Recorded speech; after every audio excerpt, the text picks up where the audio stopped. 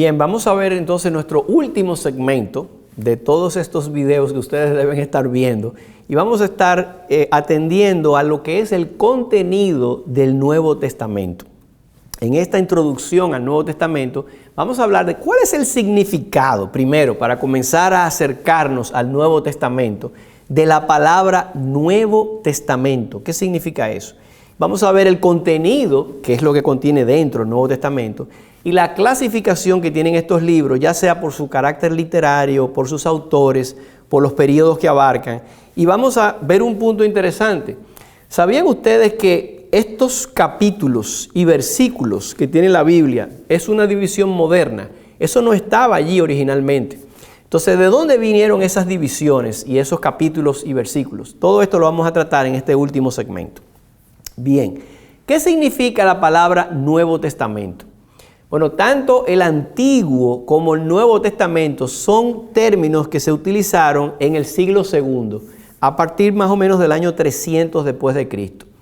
En latín se le llama Novum Testamentum, y en griego, que es la traducción más atinada y más acertada, es Hekaine Diatheke, o el Nuevo Pacto, o el Nuevo Testamento, Hekaine Diatheke. O sea, nosotros vemos que Dios hizo un pacto con su pueblo, y ese pacto, la palabra pacto, nosotros en nuestra mente entendemos que es un acuerdo entre dos personas. Yo cumplo y tú cumples, pero esa no es la palabra que está aquí. La palabra diatheke, que es una palabra de pacto que se parece más a lo que es un testamento, porque el testamento lo escribe una persona como una voluntad final. Entonces, si yo escribo un testamento y se lo dejo a mi hija, y yo digo, esta es mi voluntad, cuando yo muera, mi testamento tiene que serse ejecutado, y ella lo puede aceptar o lo puede rechazar, pero no lo puede cambiar. Bueno, esa es la idea del pacto que Dios hizo con su pueblo. La palabra pacto, de nuevo, diatheke, significa la última voluntad expresada por escrito.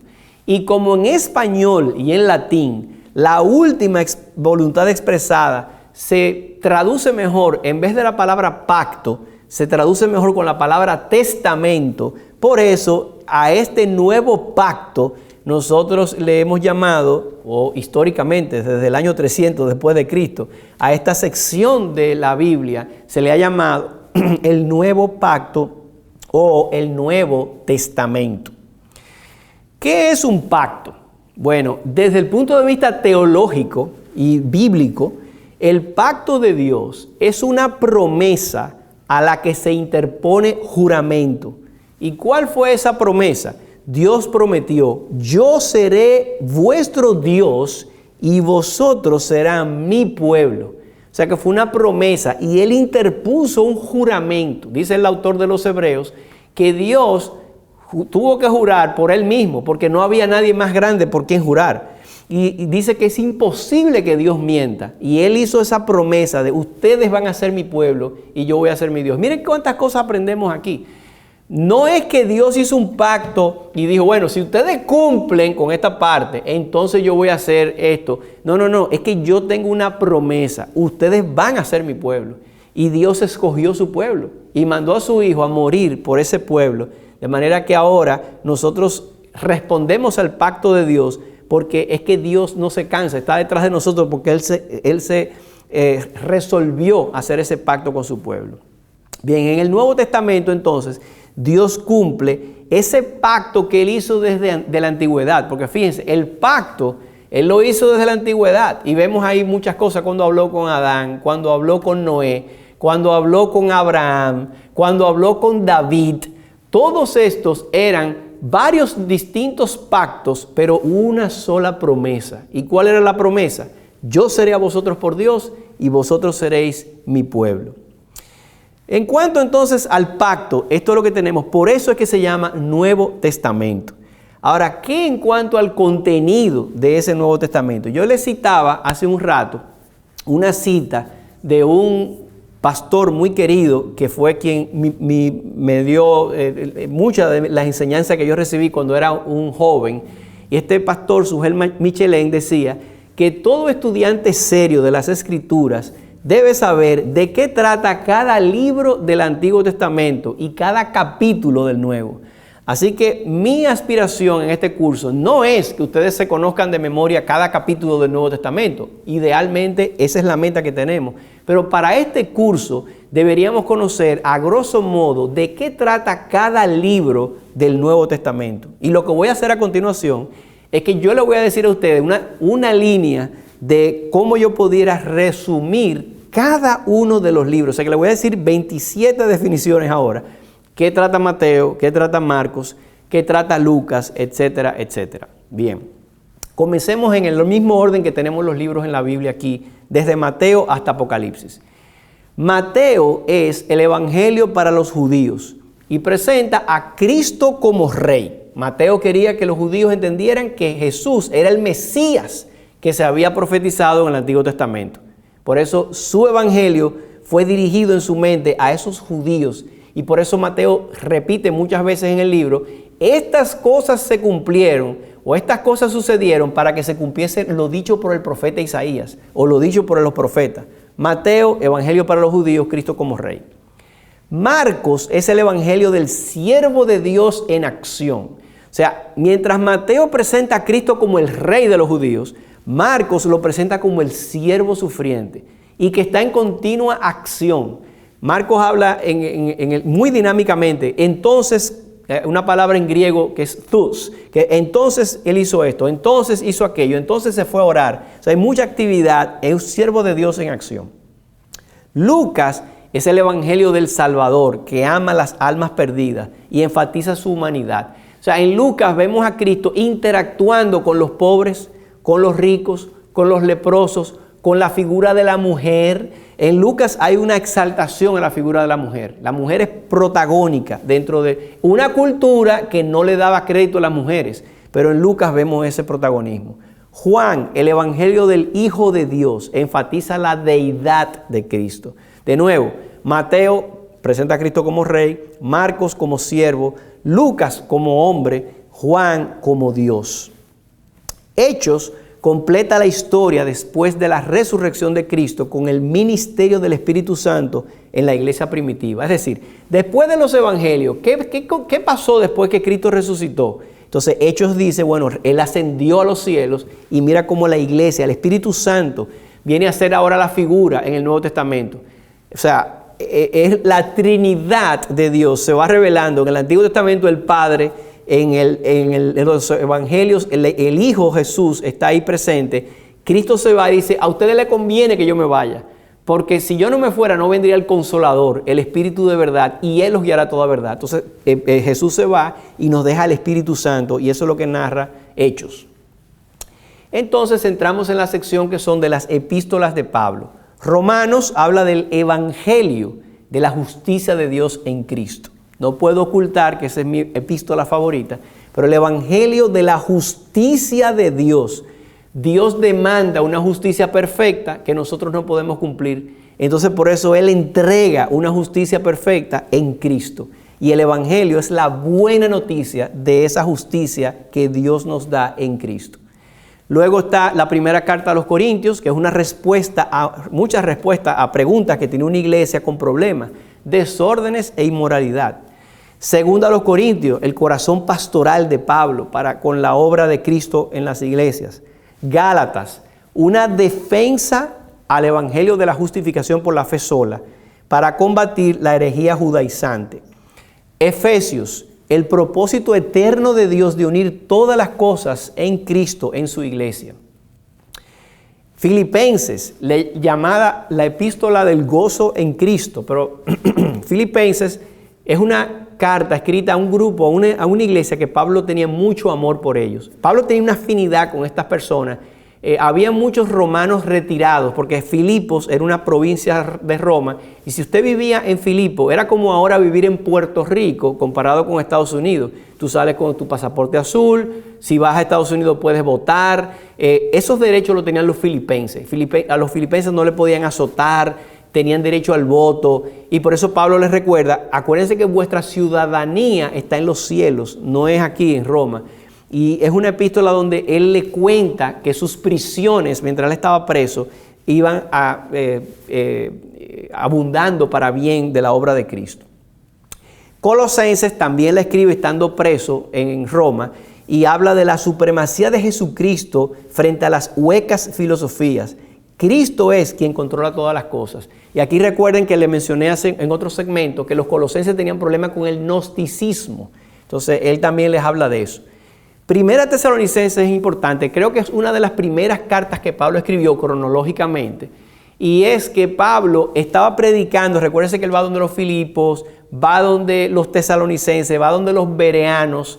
Y resulta que él tiene que salir huyendo porque en Tesalónica lo iban a matar. Entonces él tuvo que salir. Y él salió tan rápido que él quiso escribirle una carta a esa iglesia para darles ánimo por las cosas que le estaba oyendo que estaban pasando entre ellos.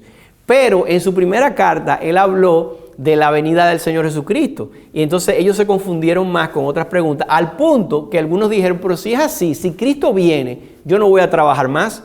Y entonces él escribe una segunda carta para aclararles cómo era el orden de los eventos de la venida de Cristo. Y le dice, no, un momentito, el que no trabaja, que tampoco coma. Luego entonces tenemos la carta de Timoteo, 1 Timoteo, 2 Timoteo y Tito. Son tres cartas que se agrupan como las cartas pastorales. ¿Por qué? Porque fueron consejos para la iglesia, cómo conducirte en la iglesia de Dios. Él escribe en 1 Timoteo y le dice, Timoteo, estas cosas te escribo por si tardo en llegar, para que sepas cómo debes conducirte en la iglesia de Dios, que es columna y baluarte de la verdad. Y le escribe luego a Tito, en ese mismo tiempo, o sea, escribe cronológicamente a Timoteo y a Tito.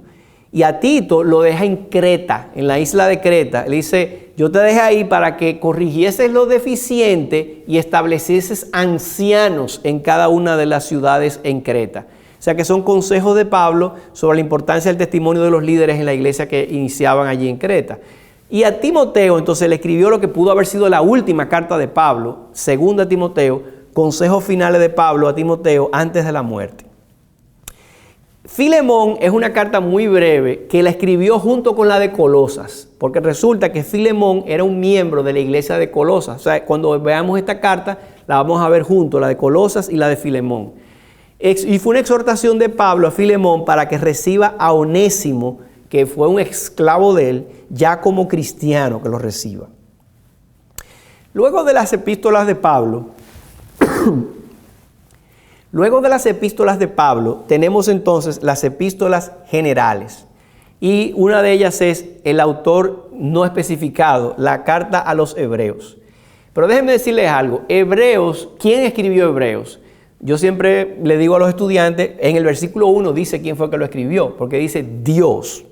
Hablando en otro tiempo, ahora nos habla por el Hijo. O sea, el autor de los Hebreos no es otro que Dios. El Espíritu Santo inspiró y no hay duda, nadie pone en duda que esto es una carta inspirada, aunque no dice quién fue que... Es como que una carta que se perdió el sobre. No dice quién fue el remitente, no dice quién fue que la escribió, pero es una carta que indudablemente es inspirada por Dios. Y habla de la excelencia de este nuevo pacto, de este Nuevo Testamento sobre el antiguo pacto. Habla de amonestaciones, advertencias y aliento para los judíos cristianos.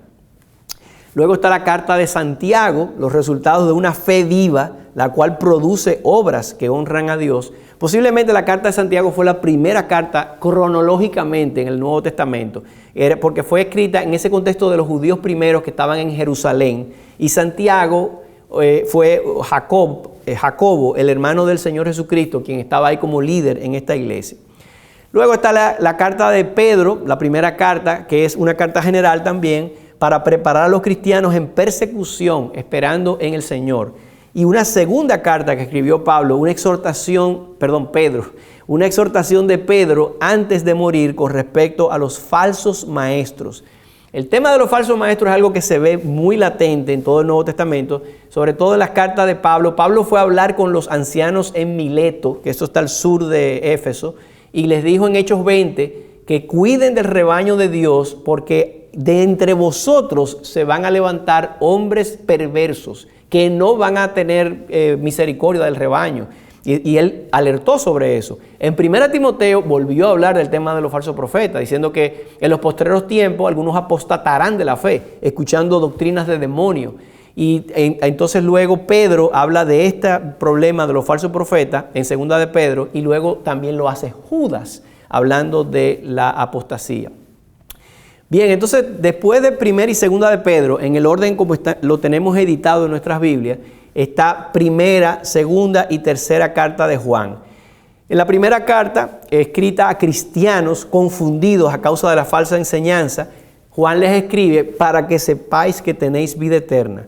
En la segunda carta, a la elegida y a sus hijos, es dirigida a la iglesia y sus miembros para advertirles de los falsos maestros otra vez y guardarse de las herejías. Y en la tercera carta se dirige a Gallo, un líder de una iglesia a quien se reconoce su fidelidad y se le advierte también de los falsos maestros.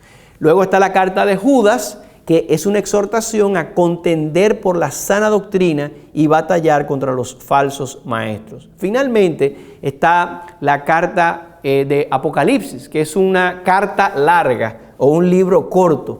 Y la palabra Apocalipsis significa revelación. Es una carta larga o libro corto escrito a las iglesias de Asia Menor por el apóstol Juan alrededor del 95 después de Cristo. El mensaje expone la victoria final de Jesucristo y su iglesia sobre el diablo y sus ayudantes. Bien, entonces, eso fue a grosso modo el contenido de cada uno de los libros. Ahora voy a hablar ya culturalmente del contenido del Nuevo Testamento para hablar de la clasificación de los libros. O sea, ¿cómo podemos clasificarlos? Bueno, si hablamos de historia, tendríamos históricos los evangelios y el libro de los Hechos. Doctrinales, los que hablan de doctrina, las cartas de Romanos, 1 y 2 Corintios, Gálatas, etc. Las cartas personales, bueno, las que le escribieron a una persona, como a Timoteo, Tito, Filemón, las cartas de Juan, posiblemente 2 y 3 de Juan. Y como carácter profético o apocalíptico está entonces Apocalipsis. Ahora, con respecto al autor, tenemos entonces Mateo, o sea, los autores del Nuevo Testamento fueron Mateo, Marcos y Lucas. Esos son los evangelios sinópticos, que lo vamos a ver la próxima vez.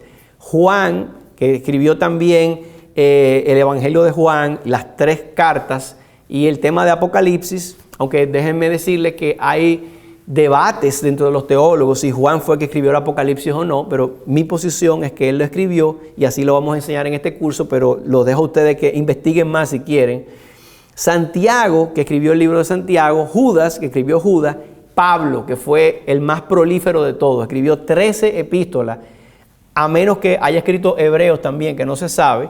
Hebreos es anónima, no sabemos quién lo escribió, pero si fuera Pablo, entonces escribió 14.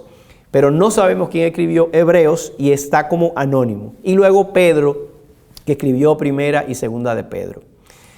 Bien, en cuanto a la compilación y división de la Biblia o del Nuevo Testamento como unidad literaria, los libros fueron escritos, como ustedes saben, en diferentes épocas, lo vimos al principio, de 1500 años hasta 1500 años antes de Cristo, hasta el 95 o 100 después de Cristo. Y fueron escritos a mano, con manuscritos.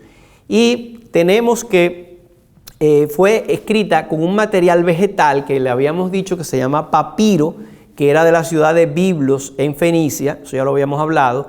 Pero también había otro material que se llamaba pergamino, que en lugar de ser un vegetal, en este caso son pieles curtidas de ovejas, cabras, antílopes y otros animales en la ciudad de Pérgamo. Si ustedes ven en el mapa, hay una ciudad que se llama Pérgamo, de donde parece que se manufacturaban estas pieles curtidas para fines de escribir manuscritos. Esos manuscritos duraban mucho más tiempo que los papiros, que eran de vegetal. Y también hay otro material que se llama vitela, que es un cuero del ternero, teñida en púrpura. Y le daban forma de rollos, pegando hojas de papiro unas con otras para enrollarlas en una tira larga en un palo. Ustedes han visto eso, que ponen como un palo enrollado con los papiros estos. La forma de libro o la forma de códice llegó más adelante y facilita la lectura y el espacio. Y eran hojas de papiro en forma de libro. Ahora, el orden de la colocación es interesante, porque acuérdense que como no habían libros, sino que eran rollos, los rollos no se ponían en ningún orden, pero en el momento en que se decidió ponerlo en este formato de un libro, una página va primero que la otra. Entonces, ¿qué página ponemos delante? ¿Qué libros ponemos primero? Entonces, ahí fue que se comenzó a decidir esto. Y no sabemos cuál fue el criterio, pero algunas personas piensan que el criterio fue tomar los evangelios, la historia y luego las cartas más grandes. Por ejemplo, la carta Romano es una de las cartas más extensivas. Entonces se puso primero. Después, primera y segunda a los Corintios, que son cartas extensas, también se pusieron delante. Fíjense que termina con Filemón, porque se entiende, bueno, Filemón es la más corta. Y luego entonces las cartas generales, Hebreos también, que es más voluminosa. O sea que más o menos ese es el orden que se quería llevar. Ahora, ¿quién dividió o hizo secciones en estos libros como capítulos, versículos? Bueno, las divisiones más antiguas fueron las del Pentateuco, que para el año 584 a.C. se agruparon en 154 secciones para facilitar su lectura. Pero luego, acuérdense que eso fue 500 años antes de Cristo, estamos hablando de el tiempo de Babilonia, luego los medopersas, pero en el tiempo de los griegos fue la Septuaginta la que hizo esta división por primera vez. Por ejemplo, el Pentateuco se conocía como la ley de Moisés. O sea, en la mente de Cristo y de estos judíos, o sea, era un solo volumen, la ley de Moisés. Pero la Septuaginta separó el Pentateuco en 5 secciones. A la primera sección le llamó Génesis, porque ellos vieron una repetición en la palabra Geneseos. La palabra Éxodo, porque era salida. La palabra Levítico, porque era referida relativa a los levitas. Números, porque se hizo un censo. Deuteronomios, Deuteros, segunda ley. Y así sucesivamente hicieron esas divisiones. Pero el más antiguo sistema de división en capítulos fue como del año 350, que se hicieron al margen del Códice Vaticano. O sea, 350 después de Cristo, el Códice Vaticano, se le pusieron como unas divisiones. Sin embargo, la actual división de la Biblia en capítulos corresponde a una persona que fue el arzobispo de Canterbury en el año 1206, en el siglo XIII, y se llamó Esteban Langton. Entonces, Esteban Langton fue quien hizo esta división en capítulos, o sea, simplemente secciones de capítulos, pero no habían versículos. Estamos hablando de nuevo del siglo XIII. Eso significa que cuando ustedes lean los padres de la iglesia, cuando ustedes algún día lean Atanasio o lean Agustín y ustedes lo vean citando la Escritura, se van a fijar que nunca dicen, como dijo Pablo en 1 Corintios 15, no. Él siempre dice, como está escrito, y cita la Escritura y no dicen nada. Porque en el tiempo de Agustín, en el tiempo de los padres de la iglesia, de Tertuliano, no habían capítulos ni habían versículos. Entonces eso es importante saberlo para que cuando usted estudie la Escritura, no se prejuicie diciendo, bueno, este capítulo es un tema diferente. No necesariamente, porque esas divisiones no están hechas con ese rigor, sino que ya como se hicieron así, se quedó así y es más fácil para nosotros decir, ve a tal versículo y lo puedes encontrar. Pero nunca piense cuando estudias un texto que tienes que regirte al capítulo y al versículo. Entonces la división de capítulos fue Esteban Langton, pero la división en versículos fue en el 1550, o sea, durante la posreforma protestante, y lo hizo en París, en un viaje de París a Lyon, Roberto Estienne, que era conocido como Stephanus. Él realizando ese viaje, él hizo esa división, la cual no fue del todo la mejor división, posiblemente por las circunstancias, porque estaba viajando, pero como se introdujo rápidamente y se mantuvo ahí por razones prácticas, esa es la división que tenemos hoy día. Bien, con esto hemos concluido este módulo 1. En el próximo módulo vamos a estar iniciando formalmente con Mateo, Marco y Lucas, en lo que serían los evangelios sinópticos. Continúen sus lecturas, sigan orando por este aprendizaje juntos en el mundo del Nuevo Testamento, y con esto nos despedimos. Hasta entonces.